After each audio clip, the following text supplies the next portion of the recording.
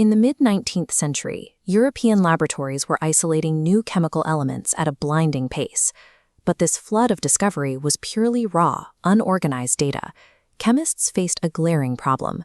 They had dozens of elements behaving in wildly different ways, some violently exploding in water, others completely inert, with no underlying logic explaining why. Dmitri Mendeleev approached this chaos differently. Instead of just listing elements by their atomic weight, he looked for recurring physical and chemical traits. When he built his grid, he refused to force known elements into a neat, complete box.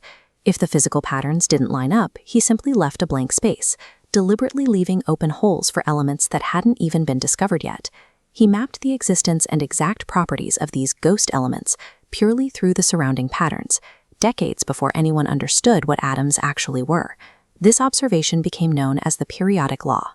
It states that when elements are arranged by increasing atomic weight, their physical and chemical properties recur as a regular, predictable function. This animated chart illustrates how Mendeleev organized the data.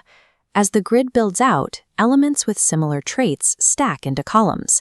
This strict alignment allowed him to isolate a glaring mathematical gap directly beneath silicon.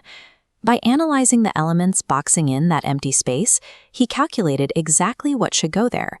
He predicted an atomic weight of 72, a specific density, and even exactly how it would react with oxygen. 15 years later, a chemist in Germany isolated a new element, germanium. When they measured its atomic weight and density, the numbers matched Mendeleev's theoretical calculations almost perfectly. Confirming germanium's properties validated Mendeleev's theory, providing chemists with a mathematical tool to project the behavior of matter they hadn't yet seen. Mendeleev knew that his periodic pattern worked, but he had no idea why. To understand the mechanism driving this law, we have to look past the macro measurements and examine modern atomic structure. As an element's atomic number, its number of protons, increases linearly, the overall size of the atom grows. But the internal space follows strict structural limits.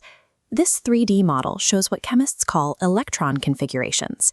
This is the specific way electrons fill the empty space around a nucleus in layered concentric shells.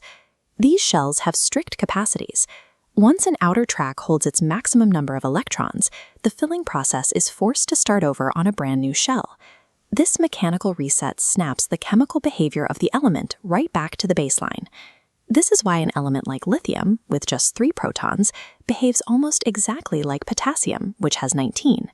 When you strip away the inner layers, their outermost electron arrangements are identical.